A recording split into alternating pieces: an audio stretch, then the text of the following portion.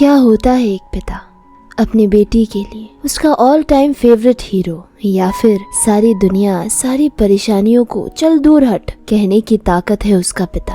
और क्या है एक पिता के लिए उसकी बेटी। क्यों अपनी जान न्योछावर करता है एक पिता अपनी बेटी पर। वो उसका अपना खून है इसलिए, या फिर उसके बाहरी कठोर आवरण के अंदर सुकोमल माया है उसकी बेटी। लेकिन आज की इस मूवी की कहानी आपकी ये सोच भी बदल देगी। एक साधारण से आदमी के आक्रोश की सीमा क्या हो सकती है जब आज आए उसकी बेटी की जिंदगी पर। पेश है ऐसी ही एक मूवी की कहानी, क्योंकि इस मूवी का बेहतरीन ट्विस्ट एंड में ही पता चलेगा। और चाहे ये मूवी आपने देखी भी हो या इसका एक्सप्लेनेशन सुन रखा हो, हमारी पूरी कोशिश रहेगी कि हम आपको एक अलग इमोशनल टूर दे पाए।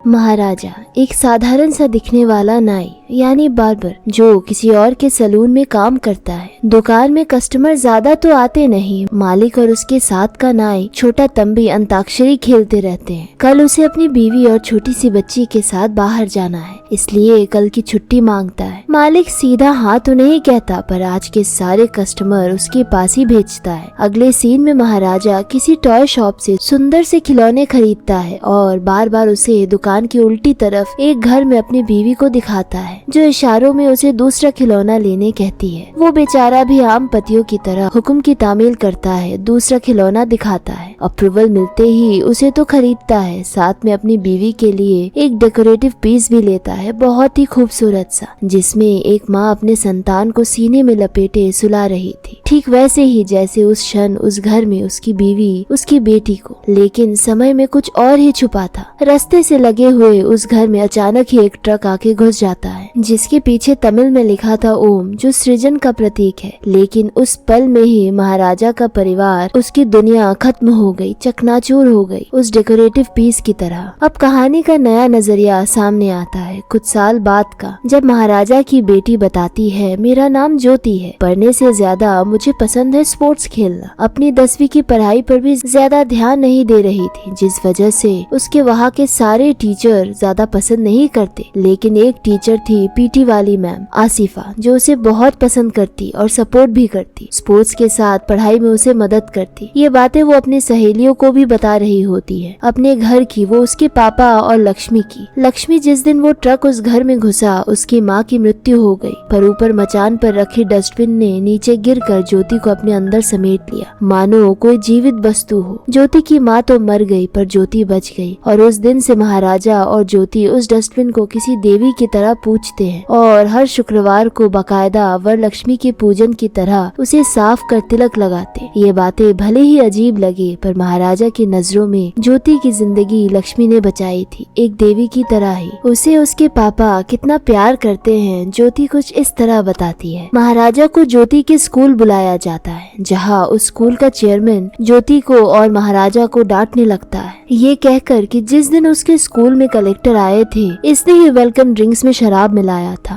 अब चूंकि खाली बोतल ज्योति के बैग में मिली है, तो ये काम उसने किया है। पर महाराजा लगातार एक ही रट लगा रहा था। वो जानता है उसकी बेटी ऐसा नहीं कर सकती, उसे किसी ने मिलाते नहीं देखा है। हो सकता है कि बोतल किसी ने ज्योति के बैग में डाल दी हो, पर वो तो कोई बात सुनना ही नहीं चाहता। टीसी उठाकर निकलने को कहने लगा। महाराजा मिन्नतें करता रहा कि बेटी की बात तो सुन लीजिए। तभी आसिफा मैम उसके ही क्लास के एक लड़के को ले आती है, जिसने ये काम किया था, और वीडियो प्रूफ भी है। चेयरमैन गुस्से में प्रिंसिपल को कहता है, कल इसके बाप को बुलाओ। अब महाराजा की जिद थी कि चेयरमैन ने बगैर सच्चाई का पता लगाए बेवजह ही डांटा, तो उन्हें सॉरी बोलना चाहिए ज्योति को। चेयरमैन कहाँ किसी गरीब की बेटी से अपनी गलती की माफी मांगता, वो उल्टा और चिढ़ गया। वो सिक्योरिटी बुलाकर उसे बाहर निकालने की कोशिश करता है, पर महाराजा नहीं जाता। वहाँ एक पोल को कस कर पकड़ लेता, इतनी जोर कि पोल टूटने को होता है। महाराजा को ऐसा गुस्सा देखकर चेयरमैन भी डर जाता है और वो ज्योति को पास बुलाकर माफी मांगता है। अब कुछ दिन बाद ज्योति महाराजा को बताती है कि उसे अपने स्कूल की तरफ से स्पोर्ट्स कंपटीशन के लिए दूर शहर जाना है, जिस पर महाराजा को थोड़ी टेंशन होती है। पर ज्योति जिसे स्पोर्ट्स बहुत पसंद है, उसे वो रोकता नहीं, जाने की परमिशन दे देता है। और जाते जाते वो पापा को हजारों इंस्ट्रक्शन देती जाती है, घर खुला मत छोड़ना, टाइम पर खाना, लक्ष्मी को साफ करना, वीडियो कॉल करना, टाइम से पूजा करना।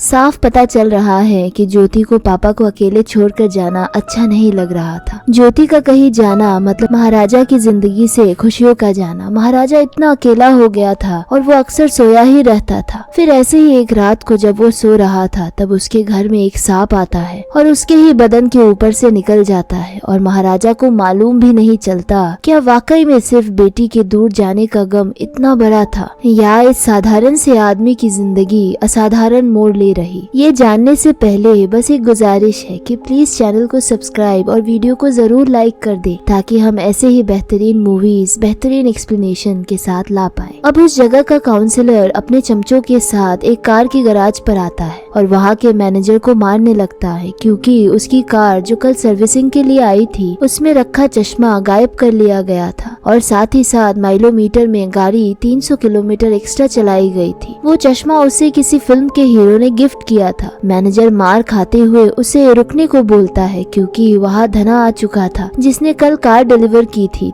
हो सकता है उसने ही चश्मा उठाया है। पूछने पर उल्टा भड़क जाता है। काउंसलर उसे भी मारता है तब भी वो चश्मा लेने की बात पर इनकार करता है। उसकी मार का उस पे कोई डर नहीं था क्योंकि वो छटा हुआ बदमाश था जो कुछ दिन पहले ही जेल से छूटा था। काउंसलर उसे शाम तक चश्मा वापस करने के लिए कहकर चला जाता है। उसी रात वो काउंसलर अपने दोस्तों के साथ बैठकर एक पब में शराब पी रहा होता है। वहाँ धना आ जाता है और अपने पास रखे उसी चश्मे को दिखाता है और घुमाते हुए उसे दीवार में मारकर तोड़ देता है। ऐसा करते देख वो काउंसलर उस पर गुस्सा कर उसे मारने आगे बढ़ता है पर तब धना का असली रूप सामने आता है। वो अकेले ही उसको और उसके दोस्तों को पीटता है। काउंसलर की हालत मार खाकर बुरी हो जाती है पर काउंसलर का ईगो था बेहद मजबूत। वो कहता है तुझे छोड़ूंगा नहीं और धना दौड़ता हुआ आकर उसे मारता है। दूसरी तरफ हम महाराजा को पुलिस स्टेशन में देखते हैं जिसकी कंप्लेन थी कि उसकी लक्ष्मी घर से गायब हो गई है और कल से मिल नहीं रही। तो वो पूरी बात तसल्ली से बताने को कहता है। वो बताता है कि मेरा नाम महाराजा है, मेरा केके नगर में एक सैलून है और भारती नगर में मैं रहता हूँ अपनी बेटी के साथ। कल रात 3 लोग आए जिन्होंने मुझे पीछे से मारकर बेहोश कर दिया और फिर घर से डस्टबिन उठाकर ले गए जिसका नाम लक्ष्मी है। ये सुनकर इंस्पेक्टर महाराजा पर भड़क जाता है। उसको मेंटल और पागल बोलकर वहाँ से भागने को कहता है। यहाँ हजारों की गाड़ियाँ चोरी करने वाला चोर की पिटाई हो रही थी थाने में जिसमें पुलिस वाले के ससुर की गाड़ी है। उसी चोर से पूछताछ करे या तेरे डस्टबिन की। लेकिन महाराजा एक ही रट लगाए हुए था, लक्ष्मी को खोज दो। कई सारे पुलिस वाले उसको जबरदस्ती निकालने लगते हैं पर वो थाने के सीलिंग के बंक के सपोर्ट को इतनी जोर से पकड़ लेता है कि लाख कोशिशों के बावजूद भी नहीं छोड़ता और पूरा बंक नीचे आकर गिर जाता है जिसमें एक कोबरा भी फन फैलाता बाहर आता है। सारे थाने में अफरा तफरी का माहौल था। सब बाहर भागते हैं बस महाराजा को छोड़कर। वो थोड़ी देर बाद बाहर आता है उस कोबरा को हाथों में थामे। इन दोनों ही सीन्स में सांप मात्र सांप नहीं एक मेटाफर भी है। पहले सीन में महाराजा पे आई मुसीबतों के ग्रहण का और इस सीन में फन फैलाए सांप उसके हाथों में परिलक्षित करता है उसका जिद और जुनून। अब सारे पुलिस वाले भी थाना इंचार्ज सीनियर इंस्पेक्टर वरदराजन के आने का वेट करने के लिए कहते हैं जो कि दूसरे केस के सिलसिले में गया हुआ था। किसी आरटीओ ऑफिस में काम करने वाले आदमी के घर पर गहने चोरी के केस का क्राइम सीन रिक्रिएट कर रहा था। इंस्पेक्टर वरदराजन ने चोर को गहनों के साथ धर दबोचा था और गहनों को हैंडओवर करते हुए अनायास ही बोलता है, सर आपकी सैलरी तो 60,000 है पर ये खूबसूरत घर तो लगता है 3 करोड़ का होगा। पहले तो वो आदमी कहता है 3 करोड़ नहीं 7 करोड़ का है और तुम कौन हो मुझसे ये पूछने वाले, इनकम टैक्स से हो क्या? इस पर वरदराजन कुछ नहीं कहकर चलते बनता है पर बाहर पहुंचते ही दोनों पति पत्नी भागते हुए आते हैं कि ये गहने तो नकली है। जिस पर पहले तो वरदराजन चोर को पीटता है पूछते हुए कि असली गहने कहाँ है, पर चोर तो कहता है यही गहने हैं जो मैंने दिए हैं, मेरे पास और कोई गहने नहीं है। ये सुनकर अब वरदराजन अपने पुलिसिया रॉब में आता है और उल्टे आरटीओ वाले को डांट लगाता है कि पहले तो नकली गहने की चोरी की रिपोर्ट करवा कर पुलिस का टाइम जाया किया और अब हमसे ही असली गहने लूटना चाहते हैं। जालसाजी करता है, करूँ क्या अंदर। वो दोनों तुरंत घर में भागते हैं और अब दिखाया जाता है कि ये चोर भी वरदराजन से मिला हुआ था। असली गहनों की जगह उसने ही नकली गहने बनवा कर वापस करवाया और केस भी क्लोज कर दिया। वापसी में वरदराजन मुंह बनाते हुए कुटिल हंसी हंसता है। केस से वापस आकर वो अपने स्टेशन की ऐसी हालत देखकर दंग रह जाता है और महाराजा को अपने पास बुलाकर उसकी प्रॉब्लम पूछने लगता है, जिस पर महाराजा वापस से उसे भी उस दिन की कहानी बताने लगता है कि जब मैं रात को 10 बजे सैलून बंद करके अपने घर आया तो वहाँ पहले से 3 लोग छुपे हुए थे, जिन्होंने मुझे पीछे से मारकर बेहोश कर दिया और मेरी लक्ष्मी को लेकर भाग गए। अब जब मेरी बेटी ज्योति वापस आकर पूछेगी तो मैं उससे क्या जवाब दूंगा। लक्ष्मी एक डस्टबिन है, ये सोचकर वो भी चकित रह जाता है, पर था तो वो काया। वो समझने की कोशिश करता है कि जरूर उस डस्टबिन में कुछ खास चीज रही होगी। इस पर महाराजा इनकार कर देता है। ये सुनकर वरदराजन गुस्सा होकर उसे जबरदस्ती वापस बाहर निकलवा देता है और बंदूक दिखाकर डराता भी है, वार्निंग देते हुए कि वापस मत आना यहाँ। और टीवीएस चोर को पीटने लगता है। अपने जूनियर्स के सामने हाकना शुरू करता है कि देखा कैसे मेंटल लोगों से डील किया जाता है, कैसे पुलिस हो तुम सब। एक आदमी को नहीं निकाल पाए, अब वो क्या, उसका बाप भी नहीं आएगा। उसके ऐसा कहते ही पीछे से एक हाथ उसे छूता है सर सर की आवाज के साथ। ये कोई और नहीं, महाराजा ही था। और अब महाराजा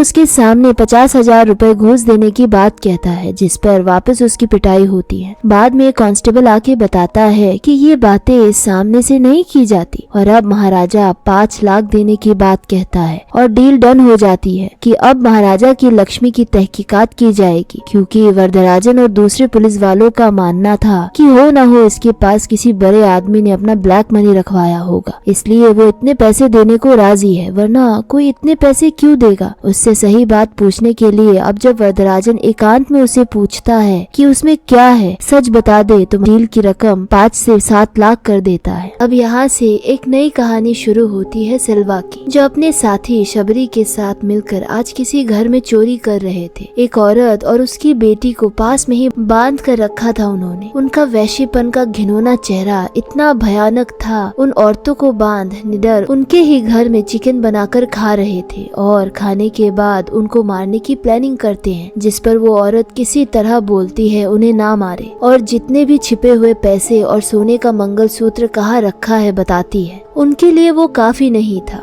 सिल्वा का साथी शबरी अब उसकी बेटी को दूसरे रूम में ले जाकर दुष्कर्म करता है और इधर उसकी माँ रो रही होती है, गिड़गिड़ा रही होती है, पर दोनों हैवानों के कान में जू तक नहीं रेंगती। वो दोनों जाने लगते हैं। ऐसा लगता है कि शायद उन औरतों की जिंदगी उन्होंने बख्श दी। उन्होंने सिलेंडर को खुला छोड़ दिया था और उनके बाहर जाते ही उस घर में एक ब्लास्ट हो जाता है और उनका सब कुछ लुटा कर भी कमीनों ने उन्हें जिंदा ना छोड़ा। अगली सुबह सिल्वा अपने घर पहुंचता है, जहाँ उसकी हैवानियत का अलग ही चेहरा था। एक प्यारा पति और एक जिम्मेदार प्यार लुटाने वाला पिता अपनी बेटी को लाड से पाल रहा होता है। दूसरों के परिवारों को उजाड़ने वाले का दोगलापन कुछ ऐसा होता है कि उसे अपना परिवार जान से भी ज्यादा प्यारा था। अपनी खुद की बेटी के पैर चूम उसकी सारी जहमतें उठाता। यही हम देखते हैं कि सिल्वा के पास महाराजा का वो पुराना डस्टबिन भी रखा है, जो अभी नई हालत में था। शायद कहानी की कोई कड़ी सी छिपी थी इसमें। दूसरी तरफ हम देखते हैं कि पुलिस वालों की कवायद उस डस्टबिन के लिए जारी थी। सच में 2 स्पेशल टीम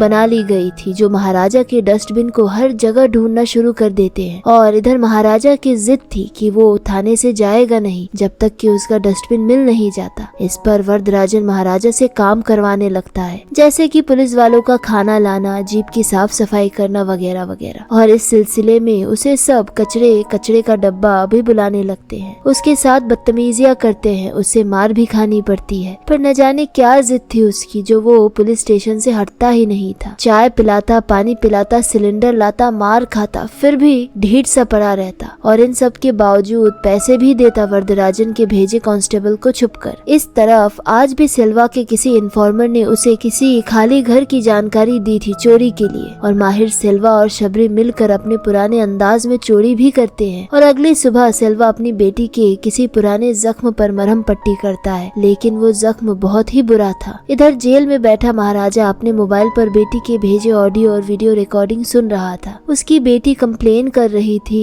कि उसने 2 दिन से ना तो फोन उठाया, ना ही लक्ष्मी की फोटो ही भेजी थी। इंस्पेक्टर वरदराजन की टीम का हेड कांस्टेबल जब एक दुकान पर लक्ष्मी की तरह का एक डस्टबिन खोज रहा था तो उसे नल्ला शिवम नाम का पुलिस वाला वहाँ मिलता है। अब इंस्पेक्टर उन दोनों को इस केस में साथ में लगा देता है, क्योंकि नल्ला शिवम था बड़ा ही जुगारू आदमी। वो कोई ना कोई पैतरा लगा कर काम निकाल लेता। जब हेड कांस्टेबल उससे बताता है कि एक आदमी 600 रुपए के कचरे के डब्बे के बदले 7 लाख देने वाला है, तो वो भी बोल पड़ता है छोड़ना मत उसे, जरूर उसमें कोई कीमती चीज होगी। अब एक दिन महाराजा थाने में आकर वरदराजन से मिलने का वेट कर रहा होता है। वही उसके साइड एक कार मैकेनिक बैठा होता है जो धना की मिसिंग कंप्लेंट कराने आया। पुलिस वाले उससे फोटो और बाकी डिटेल्स लाकर उसे वेट करने बोलते हैं और वो मैकेनिक जाकर महाराजा के बाजू में बैठ जाता है। उसके हाथ में धना की तस्वीर देख अचानक महाराजा के चेहरे का रंग बदल जाता है और महाराजा के कॉन्शियसनेस के थ्रू एक फ्लैशबैक दिखाया जाता है। जिस दिन महाराजा जमीन पर गिरा हुआ था और उसके ऊपर से सांप गुजर जाता है और अचानक एक ग्लास के गिरने से महाराजा की तंद्रा टूटती है और उससे पास में पड़ा हुआ एक टोल प्लाजा का स्लिप दिखता है। उसमें दिए गए गाड़ी के नंबर के पूछताछ से उसे पता चलता है कि ये गाड़ी काउंसलर की है जो उस रात पब में बैठा दोस्तों के साथ शराब पी रहा था। महाराजा जाकर उसे गाड़ी के बारे में पूछता है। पहले तो अपने ताव में था, पर महाराजा की कान की चोट देख वो कहता है लगता है कार रॉबर्ट्स ने तुम्हारा भी कान काट लिया है, और आगे कुछ न बताते हुए उसे भगा देता है। लेकिन तभी वहाँ धना आता है और वो सीन होता है जो मूवी के शुरुआत में था, यानी उस फाइट के दरमियान महाराजा वहाँ खड़ा था और जब धना काउंसलर को पीट कर बाहर निकलता है तो महाराजा ने उसका पीछा किया। धना ने ये नोटिस किया था। बड़ी चालाकी से वो उसे अपने हाइड आउट में ले जाता है जहाँ उसके सारे गुंडे दोस्त वही इंतजार कर महाराजा पे हमला कर उससे धोखे से मिलकर बहुत पीटते हैं। धना अपने साथियों को उसका हाथ पैर काटने को बोलता है, लेकिन तब तक महाराजा ने अपने आप को भी संभाल लिया था और वो उसके साथियों पर टूट पड़ता है। पहले तो उसके दोस्तों को वार्न करता है कि मेरी दुश्मनी सिर्फ धना से है, तुम लोग बीच में मत आना, लेकिन फिर भी वो नहीं मानते तो न चाहते हुए भी महाराजा को उन्हें मारना पड़ता है। अब धना की बारी थी, लेकिन वो पीछे से हमला कर महाराजा को घायल करता है, पर इतने पर महाराजा रुकता नहीं और किसी तरह बाकियों को मार या घायल कर धना को मशीन्स के रॉड में फंसा देता है और उसके साथियों के बारे में पूछने लगता है। हर बार महाराजा उससे गहरी चोट देता, पर धना नहीं बताता, बस इतना कहता है कि वो तेरे एरिया के पुलिस थाने में एक पुलिस वाला है, और इतना कहते हुए वो मौका निकाल चालाकी से महाराजा को घायल कर भागता है। महाराजा अपनी चोट की परवाह ना करते हुए पास गिरी हुई दाव से उसकी गर्दन उड़ा देता है। बाइक पर धना का शरीर थोड़ी आगे तक जा रहा होता है और पीछे थी महाराजा की विजयी चीख, साक्षात काल भैरवी चीख। उसके चेहरे का रौद्र बयां कर रहे थे कि ये मौत उसने सिर्फ एक डस्टबिन लक्ष्मी के लिए तो नहीं की होगी। अब वापस से सीन पुलिस स्टेशन का दिखाया जाता है, जहाँ घबराई सी आवाज में महाराजा उस मैकेनिक से पूछता है कि ये कौन है, आपका फ्रेंड या कोई रिश्तेदार? वो कहता है कोई नहीं, सिर्फ मेरे गराज में काम करता था, मेरे नाम पे लोन उठाया था, पता नहीं कहाँ होगा। लेकिन उसी समय वहाँ पर काउंसलर आता है जिसके खिलाफ उसी मैकेनिक ने बुलाया था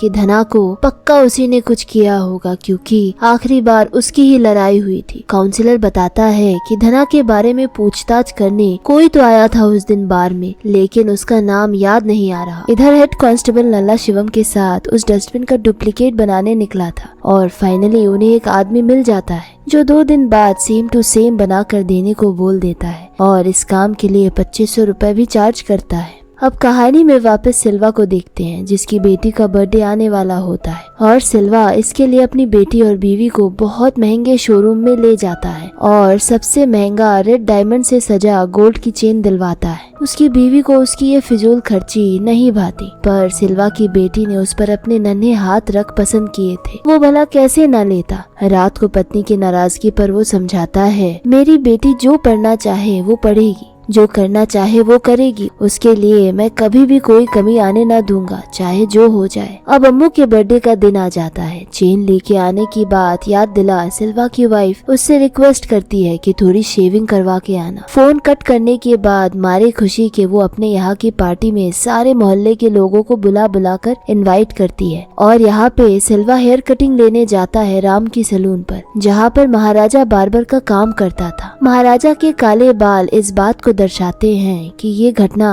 कहीं न कहीं पास्ट की है। सिल्वा अंदर आते हुए फोन में सभी को इनवाइट कर रहा था आज के फंक्शन में आने के लिए और एड्रेस भी गाइड कर रहा था कि मेन रोड से वेटरी मेडिकल शॉप से सीधा जाना, वहाँ टेंट वगैरह लगा हुआ है। और ध्यान देने की बात ये थी कि ये वही दिन था पहले सीन का जब महाराजा ने छुट्टी मांगी थी अपने मालिक से। सिल्वा फोन कट कर सिर्फ ट्रिमिंग करने को कहता है और महाराजा अपने काम में लग जाता। फंक्शन की बात उसने सुनी और मेरी भी एक बेटी है और आपकी बेटी का नाम क्या है, ये पूछते ही सिल्वा उस पर गुस्सा करता है कि बस तुम अपना काम करो। अब ट्रिमर की बैटरी डाउन हो जाने पर महाराजा नई बैटरी लाने जाता है और इस दरमियान सिल्वा को फोन आता है शबरी का, जो आज की न्यूज को लेके टेंशन में था। न्यूज में उनकी ही की गई वारदात छपी थी। उसकी टेंशन को देखते सिल्वा उसे समझाने लगता है और अकेला होने की वजह से मर्डर और चोरी पुलिस जैसे वर्ड्स यूज करता है और न्यूज का वो पेज देखते हुए पीछे मुड़ते ही महाराजा उसके सामने था। उसे इस बात पर यकीन था कि उसने उसकी बातें जरूर सुनी होगी और इसलिए वो महाराजा के चेहरे को लगातार पढ़ने की कोशिश करता है, पर महाराजा भी चुपचाप अपना काम कर रहा था। इस सीन की इंटेंसिटी और बैकग्राउंड स्कोर इस तरह ऑर्डिनेटेड है कि साफ पता चलता है दो अहम किरदार और अव्वल दर्जे के एक्टर्स आमने सामने हैं। उसकी टिप न लेने की बात भी सिल्वा को खटकती है। इधर सिल्वा के घर में बर्थडे की सारी तैयारियां हो रखी थी, सारे मेहमान भी आ चुके थे,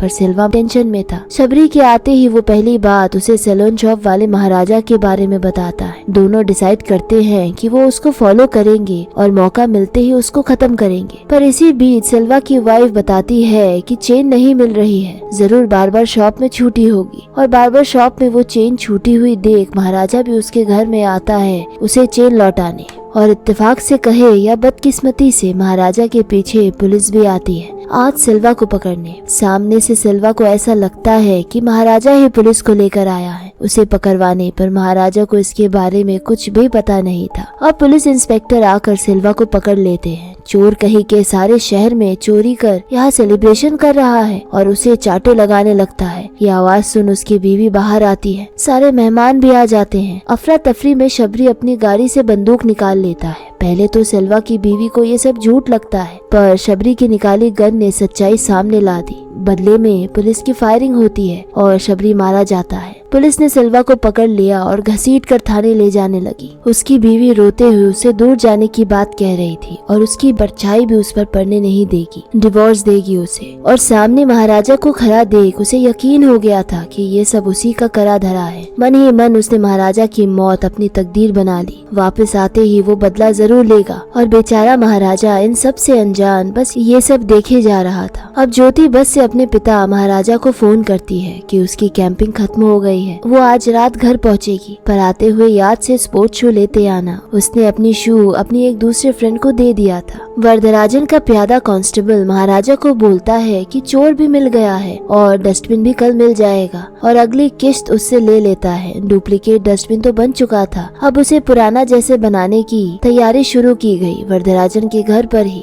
उस पर हैमर से मार घिस कर पेंट कर पुराना जैसा बनाया गया, बस तिलक लगाने की देरी थी। हेड कांस्टेबल पूछता है कि अगर महाराजा ने पकड़ लिया कि ये नकली है तो? इंस्पेक्टर वरदराजन कहता है कि हम यही चाहते हैं कि वो बोले ये असली नहीं है, ताकि असली वाले में क्या था वो खुद बताए। इसी क्रम में हमें इंस्पेक्टर की फैमिली यानी वाइफ और बच्ची भी दिखाए जाते हैं। इन सब काम में देर हो चुकी थी और हेड कांस्टेबल और नल्ला शिवम वरदराजन के घर में डिनर कर रहे थे। डस्टबिन तो नकली बना लिया, पर नकली चोर कहाँ से लाए? वरदराजन ने अपने कांटेक्ट के कई चोरों को फोन कर इस गुनाह को कबूलने की बात कही, पर डस्टबिन सुनते ही या तो सबने मना किया या फोन ही कट कर दिया। हेड कांस्टेबल और नल्ला शिवम छत पर जब उसे परेशान देखते हैं तो पता चलता है कि कोई भी चोर इसके लिए तैयार नहीं है। 50,000 की बात सुन नल्ला शिवम खुद ही चोर की एक्टिंग करने को तैयार हो गया। ये सुन दोनों खुश हो गए, उसे शाबाशी देने लगे और केस की बारीकी समझाने के लिए वो स्टेशन में बैठे महाराजा को कॉल पर लाए ताकि वो शुरुआत से अपनी कहानी अपने तरीके से सुनाए। महाराजा बोलना शुरू करता है और वो लोग रिकॉर्डिंग भी करते हैं।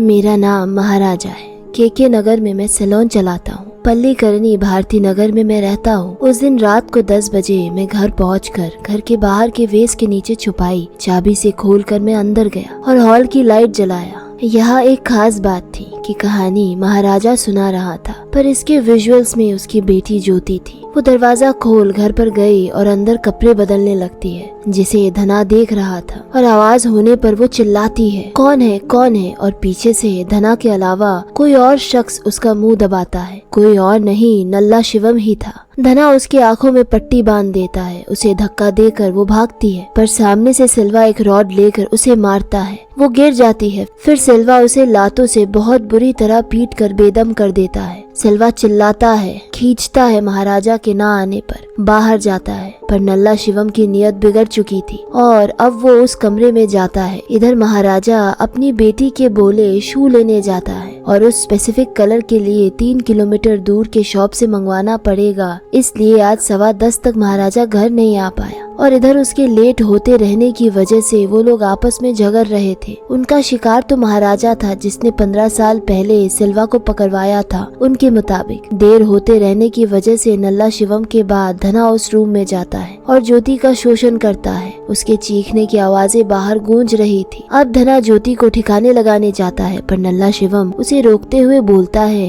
कि जब उसे मारना ही है तो एक बार फिर जाके आता हूँ। ये कहते हुए उसके चेहरे की नीचता और वहशीपन साफ झलक रहा था। अब अचानक सिल्वा महाराजा के ना आने पर ज्योति को भी मारने का प्लान बदल देता है। नल्ला शिवम और धना गुस्सा करते हैं पर सिल्वा के दिमाग में कुछ और ही चल रहा था। और उसके बाद हमें पुलिस स्टेशन में बैठा महाराजा दिखाया जाता है जिसकी आंखों में आंसू थे। हालांकि आज भी अपने बयान में उसने ज्योति का कहीं नाम तक नहीं लिया था, सिर्फ अपना और लक्ष्मी का ही जिक्र किया था। पर उसकी आंखों के आंसू और कहानी की मार्मिकता सुन पुलिस वाला भी कहता है कि तुम सिर्फ डस्टबिन के लिए यहाँ नहीं आए। वो रोता हुआ भारी आवाज में बस लक्ष्मी सर लक्ष्मी ही कह पाता है। ये पूरी कहानी सुन नल्ला शिवम की हालत टाइट हो चुकी थी। पहले तो वो मना करना चाहता है पर वरदराजन उसे जाने नहीं देता। अब वो सिल्वा को जल्दी से कॉल करके बताता है कि वो फंस चुका है। सैलून वाले कटिंग मास्टर ने डस्टबिन गायब हुआ है इसकी कहानी सुनाई है और हमारी तलाश हो रही है। पर सिल्वा तो सेलम में था, जल्दी ही चेन्नई लौटेगा, तब तक धना हैंडल कर लेगा। पर धना तो 3 दिन से गायब है और फोन भी नहीं लग रहा है। नल्ला शिवम बहाना बनाकर वहाँ से निकलने की कोशिश करता है ताकि कल आए ही ना, पर वरदराजन उसे अपने घर पर ही रोक लेता है रात भर चोर की एक्टिंग प्रैक्टिस करने को कहकर। यहाँ से सीन फ्लैशबैक में जाता है जब महाराजा रात को अपने घर वापस आता है। जूते के साथ तो बड़े प्यार से उसे आवाज लगाता है रोज की तरह, पर अंदर से कराने की आवाज आ रही थी तो वो अपनी बेटी को ऐसी हालत में देखकर चीख पड़ता है। दूसरी तरफ घूमकर अपना चेहरा छुपाता है, शायद अगली बार आंखें खोले तो बस एक वहम हो, लेकिन नहीं, ये सच था। बेसुध भाग जल्दी से उसे अस्पताल पहुंचाता है। डॉक्टर के पैरों में गिर पड़ता है। एक पिता अपनी बेटी को बचाने के लिए उसे हॉस्पिटल में छोड़कर वापस घर में आकर सारी चीजें तोड़ डालता है। खुद को जख्मी कर सर पर चोट लगाकर बेहोश हो गिर पड़ता है। और इसके बाद का सीन हमने देखा था जब विपत्ति बन एक सांप उसके ऊपर से गुजरा था।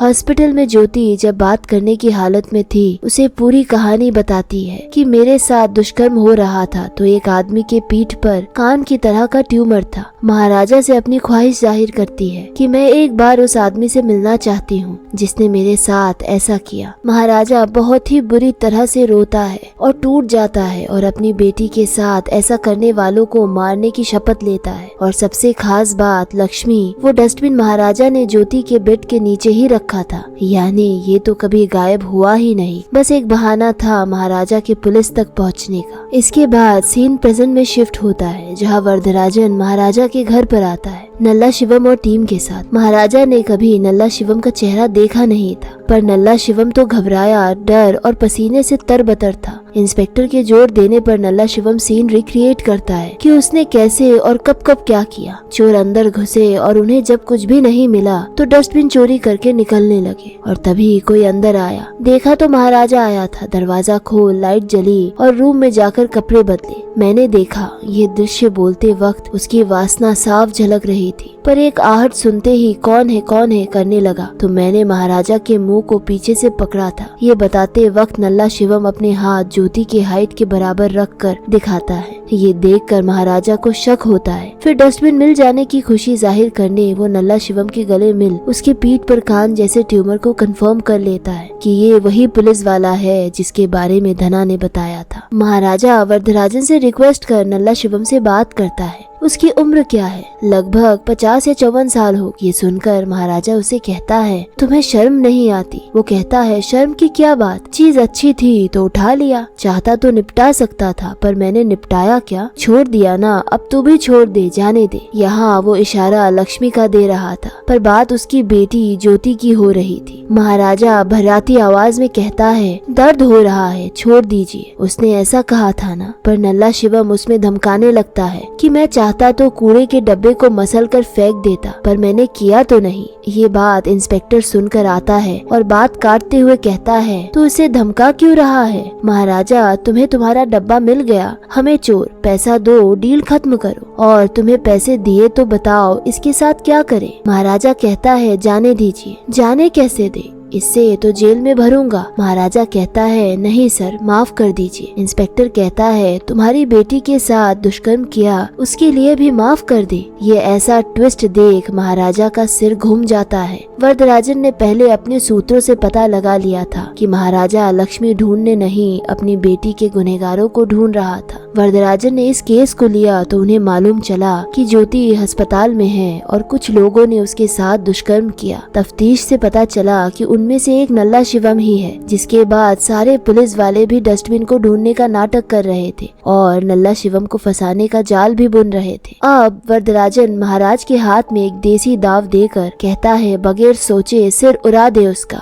और उसकी शर्ट चीरते हुए उसका ट्यूमर दिखाता है। मार इसे, मार, वरना मैं मारूंगा। क्योंकि उसका भी मानना था कि ऐसा करने वालों को तो जान से मार देना चाहिए। उसकी बेटी के साथ अगर कोई ऐसा करता तो शायद वो भी यही करता। महाराजा के सिर पे वैसे भी खून सवार था। नल्ला शिवम भागने की कोशिश करता है पर बाहर जाते इंस्पेक्टर ने दरवाजा वगैरह बंद कर दिए थे। महाराजा के फेंका दाव नल्ला शिवम के सिर पर धंसता है। वो दर्द से चीखता है। फिर महाराजा धीरे धीरे बड़ी बेदर्दी से उसकी गर्दन रेतना शुरू करता है, ज्योति के मिन्नतें याद करते हुए जो उसने इस शैतान के सामने की थी। जाते हुए इंस्पेक्टर वरदराजन हेड पेरुमल को कहता है तीसरा कुत्ता कहाँ है, ढूंढ लिया ना? और उसके बारे में महाराजा को बताने का इशारा करता है। महाराजा बताई हुई अंडर कंस्ट्रक्शन फ्लैट में पहुँच के सिल्वा के लोगों को पीट रहा था। तब तक सिल्वा वहाँ आता है। महाराजा को सामने देख अपनी जिंदगी के खोए 15 साल, बीवी, बच्चे सब याद करता। वो महाराजा की तरफ दौड़ लगाता, लेकिन महाराजा तो अब तक अचंभित उसे देखे जा रहा था। एक टक लगातार न जाने क्या चल रहा था महाराजा के दिमाग में। उसे तब जाकर 15 साल पहले सिल्वा की नजर याद आती है कि उसके असली मायने क्या थे।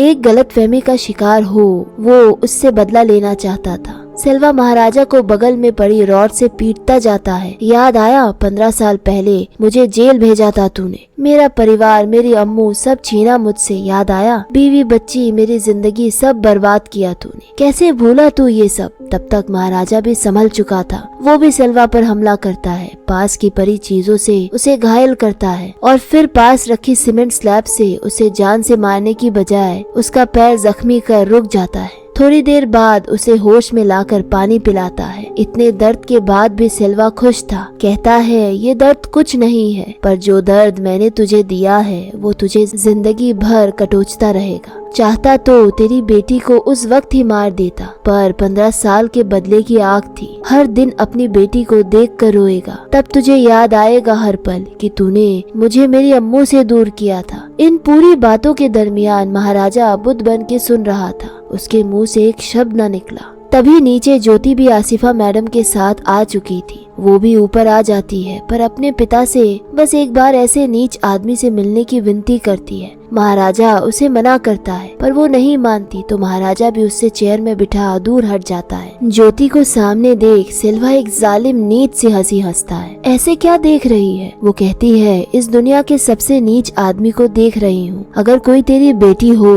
तो उससे भी पूछना, तुझ जैसे हजारों कमीने से गुजरते हैं हम हर रोज, और ये करके भी तू मेरी और मेरे जैसे औरों की हिम्मत नहीं तोड़ सकता और उसके तरफ गहने का पुलिंदा फेंकती है। यही लेने आया था ना तू? सिल्वा की नीच हंसी रुक नहीं रही थी। पता होता कि तू इतना बोलेगी तो उस दिन ही मार देता तुझे। ये कहता जैसे ही नजर गहनों पे पड़ी, एक चेन पर उसकी नजर जा टिकी और महाराजा आकर अपनी बेटी को ले जाने लगता है। अरे ये तो वही चेन थी जो 15 साल पहले उसने अम्मू के लिए बनाई थी। उसकी अम्मू के पैरों की छाप और रेड डायमंड से सजी गोल्ड चेन। तो क्या?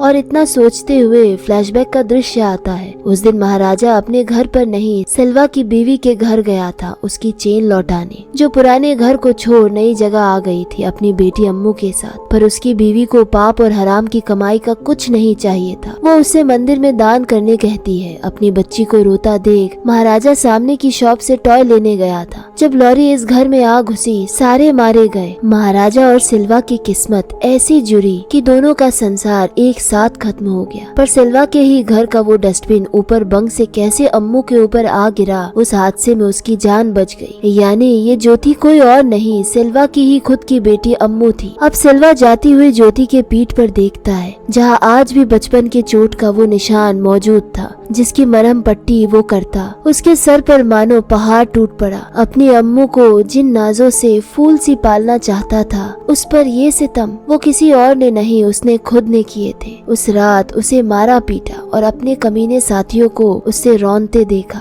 उफ, उसके मुंह से सिर्फ अम्मू अम्मू ही निकल पाया। ये सुन महाराजा उसे और जल्दी नीचे ले जाने लगा। चोट खाया सिल्वा घसीटता हुआ बस अम्मू अम्मू करता रहा। महाराजा के वापस आने पर वो उसे कंफर्म करता है, वो मेरी बेटी है ना अम्मू? लेकिन वो उसे धक्का देकर कहता है, सिर्फ मेरी बेटी है वो, और वहाँ से निकल जाता है। एक तरफ खून के रिश्ते का पिता जिसने दरिंदगी की और दूसरी तरफ था दिल से माना पिता। अब यहाँ मेरा आपसे वही सवाल है फिर से, कौन होता है एक पिता उसकी बेटी के लिए? खून का वो रिश्ता जो घिसटता हुआ अम्मू अम्मू चिल्लाता आ रहा है, या फिर वो जिसने खून का रिश्ता ना होने के बावजूद उसकी ढाल बन उसे लिए जा रहा है? इस ग्लानि के साथ ही सिल्वा सीढ़ियों से गिरता पड़ता आवेश और आवेग में नीचे गिर आत्महत्या कर अपनी जान दे देता है। जब आत्मग्लानि का भार खुद से ज्यादा हो तो जीवन का कोई मोल नहीं। और हैरानी की बात ये थी कि गिरकर उसके सिर से निकला रक्त भी जा रही अम्मू के पद चिन्हों पे यानी पैर की छाप में समाहित हो जाते हैं। उन पैरों पे जिन पैरों को उसने चूमा था। खुद के खोदे गड्ढे में एक दिन उसे ही गिरना पड़ा, पर इसमें हंसते खेलते जिंदगानियां बर्बाद हो गई। दोस्तों, मेरे नजरिए से ये एक असाधारण कहानी थी, असाधारण अभिव्यक्ति थी। बैकग्राउंड स्कोर के साथ जब विजय सेतुपति और अनुराग कश्यप के इमोशंस की नायाब अदायगी आप देखते हैं तो देखते रह जाएंगे। हीरोइज्म से दूर हर एक फाइट सीक्वेंस भी एक साधारण आदमी कैसे लड़ता है, झुंझलाहट में आसपास की चीजें खोजता है, वो सब काबिले तारीफ है। जिस मूवी में विजय सेतुपति हो उनकी एक्टिंग की तारीफ ना हो ये नामुमकिन है, पर इस मूवी में कालजयी रियल शेर बनकर उभरे अनुराग कश्यप। उन्होंने अतुलनीय काम किया। एक हैवान की दरिंदगी की वो नीच हंसी इतनी सहजता से, वही पिता की तरफ ये मोह अपनी बेटी के लिए, जैसे हर सीन उनके किरदार पर सचते रहे। तो दोस्तों, ये मूवी तो यही खत्म हो जाती है, लेकिन आपसे गुजारिश है कि अगर हमारे अंदाजे बयान ने आपके दिल में हमारे लिए जगह बनाई हो तो प्लीज चैनल को जरूर सब्सक्राइब कर हमें एक मौका दे, ताकि हम ऐसे ही कहानियाँ अपने अंदाज में आप तक ला सके। तो प्लीज सब्सक्राइब करे और एक लाइक भी करे। Thank you so much for watching.